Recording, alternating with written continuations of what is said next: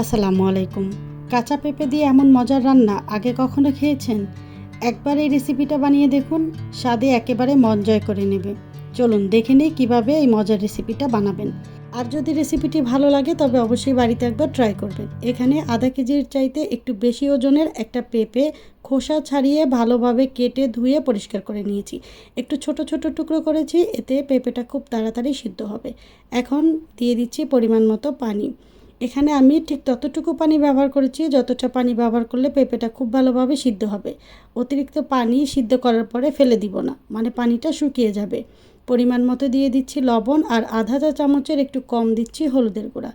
এরপরে দিয়ে দিচ্ছি 6 থেকে 7টা আস্ত কাঁচামরিচ, আর দিচ্ছি একটা পাকা টমেটো। ঝাল যে যার পছন্দ অনুযায়ী কমিয়ে বাড়িয়ে দিতে পারেন। আর এখানে আধা চা চামচ দিয়ে দিচ্ছি রসুন বাটা। এবারে সবগুলো উপকরণ একটু ভালোভাবে মিক্স করে নিব। একটুখানি হলুদ দিয়ে সিদ্ধ করলে পেঁপের রঙটা বেশ ভালো হবে দেখতে। এরপরে মিডিয়াম আঁচে ঢাকা দিয়ে সিদ্ধ করব যতক্ষণ পর্যন্ত না পেঁপেটা খুব ভালোভাবে সিদ্ধ হয়ে যাচ্ছে। তো এখানে পেঁপেটা খুব ভালোভাবে সিদ্ধ হয়ে যাওয়ার পরে আমি চুলাটা অফ করে দিয়ে খুব সামান্য ঠান্ডা করে নিয়েছি পেঁপে। এরপরে স্প্যাচুলা দিয়ে খুব ভালোভাবে ভেঙে নিয়েছি। আপনি চাইলে এই কাজটা হাত দিয়েও করতে পারেন, যেহেতু পেঁপেটা গরম তাই আমি স্প্যাচুলা দিয়ে খুব ভালোভাবে ভেঙে নিচ্ছি। তো এখানে আমার পেঁপেটা খুব সুন্দর করে ম্যাশ করা হয়ে গিয়েছে। এখন আমি চলে এলাম চুলায়।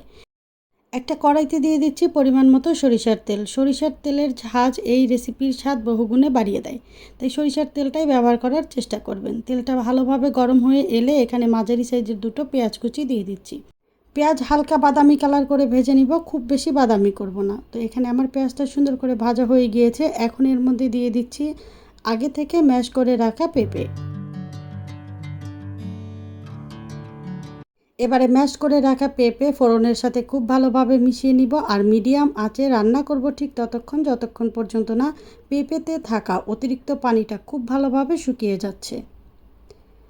একদম শেষের দিকে এখানে বেশ কিছুটা ধনিয়া পাতা কুচি দিয়ে দিচ্ছি। ধনিয়া পাতা কুচি দিলে পেঁপের স্বাদটা বহুগুণে বেড়ে যাবে। আবার যখন পেঁয়াজটা ভেজে নিয়েছিলাম ঠিক তখন অল্প কাঁচা জিরা দিয়ে যদি ফোড়নটা রেডি করা যায় সেটাও খেতে বেশ ভালো লাগে। এখন মিডিয়াম আঁচে খুব ভালোভাবে পেঁপের পানিটা শুকিয়ে নিব। পেঁপের এই রেসিপিটা রুটি, পরোটা বা গরম ভাতের সাথে খেতে অসম্ভব রকমের ভালো লাগে। যখন পেঁপের পানিটা পুরোপুরি শুকিয়ে যাবে এর কালারটা কিন্তু চেঞ্জ হয়ে যাবে।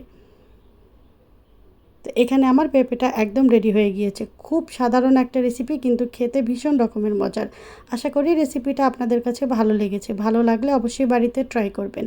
আর লাইক, কমেন্ট এবং শেয়ার করে দিতে ভুলবেন না প্লিজ। যারা এখনও চ্যানেলটি সাবস্ক্রাইব করেননি সাবস্ক্রাইব করে সাথে থাকবেন।